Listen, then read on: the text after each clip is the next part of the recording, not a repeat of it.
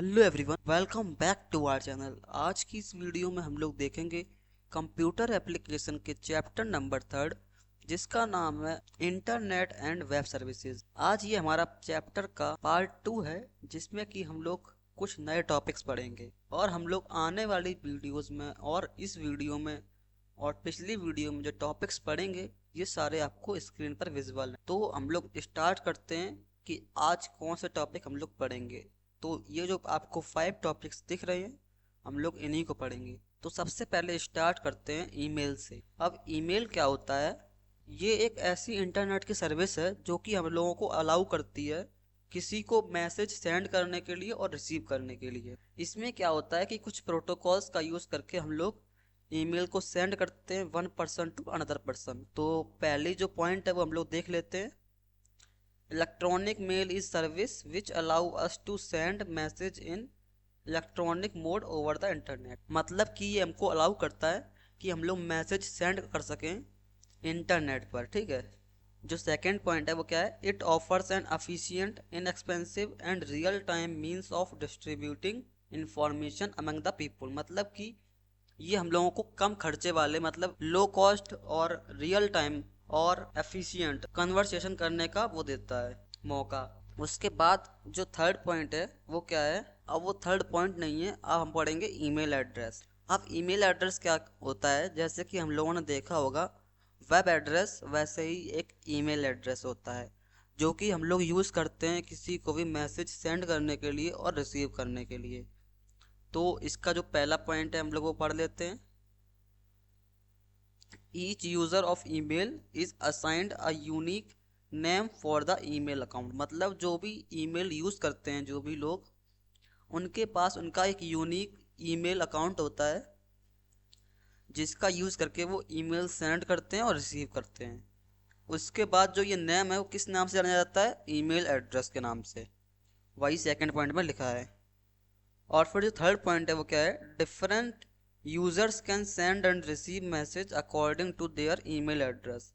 मतलब कि अगर आपके पास ईमेल एड्रेस अलग है तो आप किसी को भी ईमेल भेज सकते हैं और ले सकते हैं। उसके बाद जो फोर्थ पॉइंट है वो क्या है? Email is generally in the form of user name at the rate domain name. For example Nandesh Kumar 123 @gmail.com is an email address. मतलब कि अगर कोई भी ईमेल एड्रेस होगा तो सबसे पहले उसमें आपका नाम आएगा और कुछ आप लेटर्स भी यूज़ कर सकते हैं, फिर उसके बाद @ आएगा और फिर डोमेन नेम आएगा। इस केस में क्या है कि नंदेश कुमार 123 यूज़र नेम है और gmail.com डोमेन नेम है। तो यही ये जो नेक्स्ट पॉइंट है उसमें यही लिखा है। ठीक है। उसके बाद जो यूज़र नेम यानी कि मेरा नाम है उसको, और जो डोमेन नेम है मतलब कि जो gmail.com है उसको @ सेपरेट करता है, क्योंकि यहाँ पे स्पेस अलाउ नहीं होता है तो हम लोग वैसे सेपरेट नहीं कर सकते हैं। उसके बाद email address are not case sensitive. Case sensitive मतलब क्या है? जैसे कि आपके मोबाइल में एक फ़ोन नंबर है तो आपने उस नंबर को सेव किया पिंकी नाम से। आप जो आपने नाम लिखा पिंकी उसको आपने कैपिटल लेटर में लिखा और फिर जब आपको उसको कॉल करना होगा तो आप उसमें सर्च करेंगे पिंकी स्मॉल लेटर में चाहे कैपिटल लेटर में, तो वो वही नेम आ जाएगा। ठीक है। बट अगर ये पाइथन में होगा, मतलब कि अगर हम पाइथन में देखें तो वहाँ पे क्या होगा कि अगर आप पिंकी नाम से एक नेम सेव करेंगे और फिर आपने उसमें स्मॉल लेटर में सेव किया है और आपने कैपिटल लेटर में डाल दिया नाम सर्च करने के लिए, तो वहाँ पे कुछ भी दिखाई नहीं देगा क्योंकि वहाँ पे दोनों चीज़ अलग अलग हैं। तो वहाँ पे वो लोग क्या होगा? Case sensitive. बट जो आपका वाला केस था वहाँ पे वो केस सेंसिटिव नहीं है, चाहे कैपिटल लेटर में डालो चाहे स्मॉल लेटर में डालो एक ही नंबर आएगा। ठीक है। यही होता है केस सेंसिटिव। उसके बाद space are not allowed in the email address. मतलब कि ईमेल एड्रेस में स्पेस अलाउ नहीं होता है। फिर कंपोनेंट ऑफ ईमेल। अब ईमेल के कंपोनेंट क्या क्या होते हैं? सबसे पहले ईमेल हेडर, फिर ग्रीटिंग, फिर टेक्स्ट, फिर सिग्नेचर। तो इन सभी को हम लोग एक एक करके देख लेते हैं। सबसे पहले देखते हैं ईमेल हेडर के बारे में। ईमेल हेडर में क्या क्या आता है? सेंडर एड्रेस आता है, फिर रिसीवर एड्रेस आता है, मतलब कि सेंडर का मेल आता है, फिर रिसीवर का मेल आता है, और फिर डेट आती है। वैसे डेट की इतनी नेसेसरी नहीं है क्योंकि आप जो मेल सेंड करेंगे उसमें डेट पहले से पता होती है, इस वजह से आप डेट वहाँ पर लिख भी सकते हैं नहीं भी लिख सकते हैं।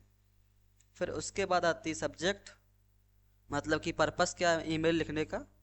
और फिर सीसी और बीसीसी। सीसी में क्या होता है, आप जिनको जिनको वो कॉपी ईमेल की भेजना चाहते हैं। और बीसीसी में क्या होता है कि उसमें भी हम लोग कॉपी भेजते हैं, बट जो सीसी वाले में जो भी क्लाइंट होते हैं उनको बीसीसी वाले क्लाइंट नहीं दिखता है, ठीक है। उसके बाद देखते हैं ग्रीटिंग। ग्रीटिंग क्या होता है, जैसे कि हम लोग लिखते हैं किसी भी लेटर को स्टार्ट करने से पहले कि hello it is Nandesh, hi sir, dear sir. तो ये सब क्या होता है, ग्रीटिंग। उसके बाद आता है टेक्स्ट, मतलब कि बॉडी अपनी। बॉडी में जो आपका कंटेंट होता है मेन, जो कि आपकी प्रॉब्लम होती है, फिर जो भी सजेशन होता है वो सारा किस में आता है, बॉडी में। उसके बाद सिग्नेचर। सिग्नेचर में आप अपनी मोबाइल नंबर लिखते हैं और कॉन्टैक्ट नंबर लिखते हैं और सेंडर का ईमेल लिखते हैं, वो सारी चीज़ें लिखते हैं, ठीक है। तो इस सबको जो कंबाइन करके जो फॉर्मेट बनता है आपका ईमेल का, वो ये बनता है। आप इसको देख सकते हैं वीडियो पॉज करके, ठीक है।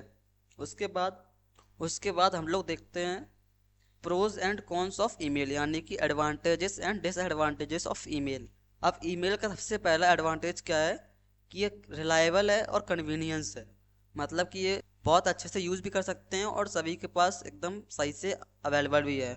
और फिर ये फास्ट है और इनएक्सपेंसिव है, मतलब कि बहुत जल्दी से काम करता है और बहुत लो कॉस्ट भी है। उसके बाद प्रिंटेबल भी है, हम लोग इसको प्रिंट भी कर सकते हैं कभी ज़रूरत पड़े तो। फिर ग्लोबली एक्सेसिबल है, मतलब कि मैं चाहूँ तो अपना ईमेल यहाँ से सेंड कर दूँ अमेरिका, वहाँ पे भी कोई एक्सेस कर सकता है इसको। फिर वहाँ से अगर मैं सेंड करूँ कनाडा तो वहाँ पे भी कोई इसको एक्सेस कर सकता है। उसके बाद क्या है, जनरल पर्पस कम्युनिकेशन, मतलब कि हम लोग इससे कोई भी बातें कर सकते हैं, वही यहाँ पे लिखा है। फिर हम देखते हैं डिसएडवांटेजेस ऑफ ईमेल। तो सबसे पहला डिसएडवांटेज क्या है, फ्रोजरी। और फिर दूसरा ओवरलोड, मतलब कि कई बार क्या होता है कि हम लोग ज़्यादा लंबा कर देते हैं ईमेल को तो उसमें दिक्कत हो जाती है, आपका मोबाइल हैंग होने लगता है। फिर थर्ड पॉइंट क्या है, मिस डायरेक्शन, मतलब कि कई बार क्या होता है गलत जगह पे ईमेल चला जाता है। और फिर जंक, मतलब कि कई बार वायरस आ जाता है या फिर हैक हो जाता है आपका, तो वो चोरी हो जाती है, ठीक है। और फिर फिफ्थ क्या है, नो गारंटेड रिस्पॉन्स, मतलब कि ज़रूरी नहीं कि उधर से रिस्पॉन्स आए, क्योंकि जब हम लोग सामने से कम्युनिकेशन करते हैं तो वहाँ पे रिस्पॉन्स आना मैंडेटरी है। बट जब हम लोग ईमेल को सेंड कर देते हैं तो वहाँ पे रिस्पॉन्स आए या ना आए वो आपके रिसीवर के ऊपर है, ठीक है। तो आज के लिए हम लोग इतना ही पढ़ेंगे, बाकी हम लोग पढ़ेंगे नेक्स्ट वीडियो में। तो अगर आपको वीडियो अच्छी लगी हो तो उसको लाइक कर दीजिए और चैनल पर नए हैं तो सब्सक्राइब कर दीजिए। मिलते हैं नेक्स्ट वीडियो में, तब तक के लिए टेक केयर।